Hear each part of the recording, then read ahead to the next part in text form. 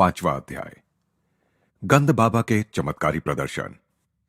इस संसार में हर वस्तु की एक विशेष ऋतु और हर काम का एक समय होता है। अपने मन को सांत्वना देने के लिए सोलोमन का यह ज्ञान उस समय मुझे प्राप्त नहीं था।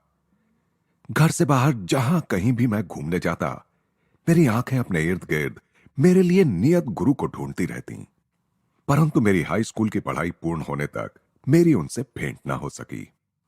अमर के साथ हिमालय की ओर पलायन और श्री युक्तेश्वर जी के मेरे जीवन में आगमन के महान दिवस के बीच 2 वर्ष व्यतीत हो गए। इस बीच मैं अनेक साधु संतों से मिला। गंध बाबा, बाघ स्वामी, नागेंद्रनाथ भादुड़ी, मास्टर महाशय और विश्वविख्यात बंगाली वैज्ञानिक जगदीश चंद्र बोस। गंध बाबा के साथ मेरी भेंट की 2 भूमिकाएं थीं। इनमें से एक सामंजस्यपूर्ण थी और दूसरी विनोदपूर्ण। ईश्वर सरल है, अन्य सब कुछ जटिल है। प्रकृति के सापेक्ष जगत में निरपेक्ष मूल्यों की आशा मत करो। जब मैं मंदिर में काली माता की मूर्ति के सामने मौन खड़ा था, तब यह दार्शनिक निष्कर्ष कोमल स्वर में मेरे कानों में प्रविष्ट हुआ।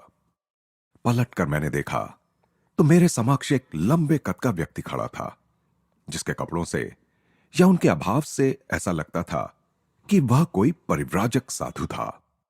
आपने सचमुच मेरे विचारों के संभ्रम को जान लिया। मैं कृतज्ञतापूर्वक मुस्कुराया। प्रकृति के कल्याणकर और भयंकर रूपों की उलझन ने, जिनका प्रतीक काली है, मुझसे अधिक बुद्धिमान लोगों को भी असमंजस में डाल दिया है। बहुत ही कम लोग उसके रहस्य का भेद पाते हैं। अच्छा और बुरा तो प्रत्येक मनुष्य की बुद्धि को चुनौती देने वाली वह पहेली है, जिसे जीवन ने उसके सामने एक स्फिंक्स की भांति रख दिया है। इस पहेली को सुलझाने का कोई प्रयास भी किए बिना अधिकांश लोग अपनी मृत्यु के रूप में इसका दंड भर देते हैं। यह दंड आज भी उतना ही लागू होता है जितना थीप्स के दिनों में था। कभी कभार एकाध अत्यंत उच्च व्यक्तित्व पराजय अस्वीकार कर देता है। द्वैत की माया से वह अद्वैत का अविभाजित सत्य खींच लेता है। आपके शब्दों में दृढ़ विश्वास दिखता है महाराज। ज्ञान प्राप्ति के तीव्र दुखदायी मार्ग अर्थात सत्यनिष्ठ आत्म परीक्षण का मैंने दीर्घ काल तक अभ्यास किया है। आत्म परीक्षण या अपने विचारों पर निरंतर निर्मम दृष्टि रखना एक कठोर और झकझोरने वाला अनुभव है। यह बलवान से बलवान अहंकार को भी चूर चूर कर देता है, परंतु सच्चा आत्मविश्लेषण गणित के नियमों की भांति सिद्ध पुरुष उत्पन्न करने का कार्य करता है। अपने विचारों से अति प्रेम एवं व्यक्तिगत मान्यताओं में दृढ़ता का मार्ग अहंकारियों का निर्माण करता है, जो ईश्वर और सृष्टि की अपने ढंग से व्याख्या करना अपना अधिकार समझते हैं। मैंने कहा, ऐसी अहंकार युक्त मौलिकता के सामने तो सत्य निश्चित ही विनम्रता पूर्वक पीछे हट जाता है। मुझे इस चर्चा में आनंद आ रहा था।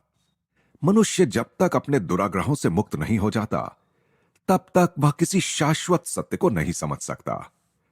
शताब्दियों से जमा हो रहे कीचड़ में सना मानवी मन असंख्य सांसारिक माया भ्रमों से व्याप्त घृणाजनक जीवन से भरपूर है।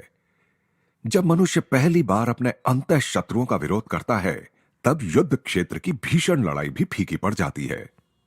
ये कोई साधारण मरने वाले शत्रु नहीं है, जिन्हें सुसज्जित सेनाओं की सहायता से काबू में किया जा सके। विषाक्त प्राणघातक अस्त्रों से सुसज्जित ये सर्वव्यापी अविराम कार्य करने वाले अंध वासनाओं के सिपाही मनुष्य का नींद में भी पीछा करते हुए हम सबको धराशायी कर देने का अवसर खोजते रहते हैं। वह मनुष्य विचारहीन है जो सर्व सामान्य नियति के आगे आत्मसमर्पण कर अपने आदर्शों का गला घोंट देता है। क्या उसे नपुंसक, निष्प्राण, मानव जाति पर कलंक के अतिरिक्त और कुछ कहा जा सकता है? पूज्यवर, क्या विभ्रांत, किंकर्तव्य विमूढ़ जनसाधारण के लिए आपके मन में कोई सहानुभूति नहीं है? साधु महाराज पल भर के लिए चुप रहे, फिर सीधा उत्तर देना टालकर बोले, अदृश्य ईश्वर जो सारे सद्गुणों का भंडार है और दृश्यमान मनुष्य जिसमें प्रायः एक भी सद्गुण नजर नहीं आता, इन दोनों से एक साथ प्रेम करना प्रायः व्यक्ति को चकरा देता है, परंतु विलक्षण बुद्धि का सामर्थ्य भी कम नहीं होता। अंतःकरण का शोध शीघ्र ही सब लोगों के मन की एकता को उजागर कर देता है, जो है स्वार्थी उद्देश्यों की समानता। कम से कम इस एक अर्थ में मानव की विश्व बंधुता का परिचय मिलता है। अहंकार को पूर्णतः पछाड़ देने वाला यह समानता का आविष्कार मनुष्य के मन में भयचकित विनम्रता उत्पन्न करता है। यह विनम्रता विकसित होते होते अपने उन जाति बांधवों के प्रति सहानुभूति में परिवर्तित हो जाती है जो आत्मा की निरामय कारणीय शक्तियों के अनुसंधान की ओर कोई ध्यान नहीं देते। महाराज, सब युगों के संत आप ही के समान जगत के दुखों से व्याकुल हुए हैं। साधु का उग्र रूप काफी सौम्य हो गया था। केवल तुच्छ व्यक्ति ही दूसरों के जीवन के दुखों के प्रति संवेदनशीलता खो बैठता है, क्योंकि वह अपने ही संकीर्ण दुखों में डूबा रहता है। जो किसी डॉक्टर द्वारा की जाने वाली चीरफाड़ की भांति अपने विचारों की चीरफाड़ कर मन का गहरा परीक्षण करेगा, वही अपने भीतर सबके लिए दया विकसित होती देखेगा। तब उसे अहंकार की नित्य कोलाहलकारी मांगों से मुक्ति मिल जाएगी। ऐसी ही मनोभूमि पर ईश्वर का प्रेम खिलता है। तब वह जीव अपने सृष्टा की ओर मुड़ता है, किसी और बात के लिए नहीं, तो केवल अपनी व्यथा की तड़प में यह पूछने के लिए, क्यों प्रभु, क्यों? दुख के मान मर्दनकारी कोड़े खा खा कर मनुष्य अंततः उस विधाता के समक्ष पहुंच ही जाता है जिसका सौंदर्य मात्र ही मनुष्य को अपनी ओर आकृष्ट करने के लिए पर्याप्त है। उक्त साधु और मैं कोलकाता के काली घाट मंदिर में वार्तालाप कर रहे थे, जहां मैं उस मंदिर का विख्यात सौंदर्य एवं भव्यता देखने गया था। मंदिर की अलंकारिक शोभा की ओर हाथ से इशारा करते हुए उस सारे वैभव को साधु ने निष्प्रयोज्य ठहराया। ईंटें और गारा हमें कोई श्रवणीय सुर नहीं सुना सकते। केवल अंतर से उठने वाली आवाज से ही हृदय के कपाट खुलते हैं। मन को आकृष्ट करने वाली धूप का आनंद लेने के लिए हम प्रवेश द्वार की ओर गए, जहां भक्तों के झुंडों का आवागमन चल रहा था। तुम अभी युवा हो। साधु महाराज कुछ सोचते हुए मेरी ओर देख रहे थे। भारत भी युवा है। प्राचीन ऋषियों ने आध्यात्मिक जीवन शैली के अमिट आदर्श स्थापित किए थे। उनके महान उपदेश आज के समय और देश के लिए पर्याप्त हैं। उनके अनुशासन नियम न तो आज के लोकाचार के विरुद्ध हैं, न ही ऐसे हैं कि भौतिकवाद की धूर्तता को भी कृत्रिम लगे, और इसीलिए आज भी भारत पर उनकी पकड़ मजबूत है। लज्जित पंडितगण जितने काल का हिसाब लगा सकते हैं, उससे भी कहीं अधिक काल से, सहस्राब्दियों से संशयशील समय ने वेदों की योग्यता की पुष्टि की है। इन्हें अपनी विरासत के रूप में ग्रहण करो। जब मैं इस वाक्पटु साधु से सविनय विदा ले रहा था, तब उन्होंने एक अतीन्द्रिय अनुभूति मुझे बताई। यहां से जाने के बाद तुम्हें आज एक असाधारण अनुभव होगा। मंदिर के अहाते से बाहर निकलकर मैं निरुद्देश्य यूं ही चलने लगा। मुड़कर दूसरे एक रास्ते पर बढ़ा ही था कि एक पुराने परिचित से भेंट हो गई। ये महाशय उन महाभागों में से एक थे जिनकी संभाषण शक्ति समय की ओर कोई ध्यान न देते हुए अनंत काल का आलिंगन करती है। उसने वचन दिया, मैं तुम्हें जल्दी ही छोड़ दूंगा यदि तुम मुझे वह सब बता दो जो हमारे बिछुड़ने के बाद के वर्षों में घटा है। परस्पर विरोधी बातें, अब तो मुझे जाना ही पड़ेगा। परंतु उसने मेरा हाथ पकड़ लिया और थोड़ा थोड़ा करके मुझसे जानकारी लेने लगा। ये भूखे भेड़िए से कम नहीं है। मैंने कौतुक से मन ही मन सोचा, जितना अधिक मैं बताता जाता था, उतना ही अधिक समाचार जानने की उसकी भूख बढ़ती जाती थी। मन ही मन मैं जल्दी छुटकारा पाने का कोई उपाय करने की प्रार्थना मां काली से करने लगा। अचानक वह मुझे छोड़कर जाने लगा। मैंने ठंडी सांस ली और उससे वाचालता का ज्वर फिर कहीं चढ़ ना जाए, इस भय से दुगनी गति से चलने लगा। अपने पीछे द्रुत गति की पदचाप सुनकर मैंने अपनी गति और बढ़ा दी। मुड़कर पीछे देखने का साहस मुझसे नहीं हुआ, परंतु एक छलांग लगाकर वह मेरे साथ हो लिया और आनंद से उसने मेरा कंधा पकड़ लिया। मैं तुम्हें गंध बाबा के बारे में बताना तो भूल ही गया। वे उस सामने वाले मकान में रहते हैं। कुछ ही गज की दूरी पर स्थित एक मकान की ओर उसने इशारा किया। उनसे अवश्य मिलो, वे बड़े ही दिलचस्प हैं। तुम्हें कोई असाधारण अनुभव हो सकता है। अच्छा, चलता हूं। और वह सचमुच चला गया। कालीघाट मंदिर में लगभग इन्हीं शब्दों में साधु द्वारा की गई भविष्यवाणी मेरे मस्तिष्क में कौंध उठी। कौतूहलवश मैं उस मकान के अंदर गया तो मुझे एक प्रशस्त दालान में ले जाया गया। वहां एक मोटे नारंगी रंग के गलीचे पर काफी लोग इधर उधर बैठे हुए थे, जैसे साधारणतः भारत में बैठते हैं। एक आदर युक्त फुसफुसाहट मेरे कानों से टकराई। वहां जो चीते की खाल पर बैठे हैं, वही गंध बाबा है। वे किसी गंधहीन फूल में किसी भी फूल की प्राकृतिक सुगंध भर सकते हैं, या किसी मुरझाए फूल को फिर से ताजा कर सकते हैं, या किसी मनुष्य की त्वचा से मनोरम सुगंध निकाल सकते हैं। मैंने सीधे उस संत की ओर देखा। उनकी दृष्टि भी उसी समय मुझ पर स्थिर हुई। वे कृष्णवर्ण और स्थूलकाय थे। उनके चेहरे पर दाढ़ी थी और आंखें बड़ी बड़ी तथा तेजस्वी थीं। बेटा, तुम्हें देखकर मैं प्रसन्न हुआ। बोलो, तुम्हें क्या चाहिए? कोई सुगंध चाहिए? किस लिए? मुझे उनकी बातें बचकानी सी लगीं। चमत्कारपूर्ण ढंग से सुगंध का आनंद लेने के लिए, सुगंध बनाने के लिए भगवान का उपयोग, तो उसमें क्या है? भगवान वैसे भी सुगंध तो बनाते ही हैं। जी हां, परंतु वे हर बार ताजा सुगंध लेने के लिए और लेने के बाद फेंक देने के लिए फूलों की कोमल पंखुड़ियों रूपी शीशियों का निर्माण करते हैं। क्या आप फूलों का निर्माण कर सकते हैं? हां, परंतु साधारणतः मैं सुगंध ही निकालता हूं। तब तो इत्र के कारखाने बंद हो जाएंगे। मेरी ओर से उन्हें अपना धंधा करते रहने की अनुमति है। मेरा अपना उद्देश्य तो केवल ईश्वर की शक्ति दिखाना है। महाराज, क्या ईश्वर की शक्ति का प्रमाण देना आवश्यक है? क्या वे सकल विश्व में सर्वत्र अपने चमत्कार नहीं कर रहे हैं? कर रहे हैं, परंतु उनकी अनंत सृजनात्मक विविधता में से कुछ तो सृजनात्मकता हमें भी प्रकट करनी चाहिए। यह सिद्धि प्राप्त करने में आपको कितना समय लगा? 12 वर्ष। दैवी शक्ति से केवल सुगंध बनाने के लिए? हे महात्मन, मुझे तो लगता है उन सुगंधों के लिए आपने 12 वर्ष व्यर्थ गंवा दिए, जिन्हें आप किसी भी फूल वाले की दुकान से कुछ ही रुपयों में प्राप्त कर सकते हैं। फूलों की सुगंध उनके साथ ही चली जाती है। मृत्यु के साथ भी सुगंध चली जाती है। मैं किसी ऐसी सुगंध की कामना क्यों करूं जो केवल शरीर को सुख देती है?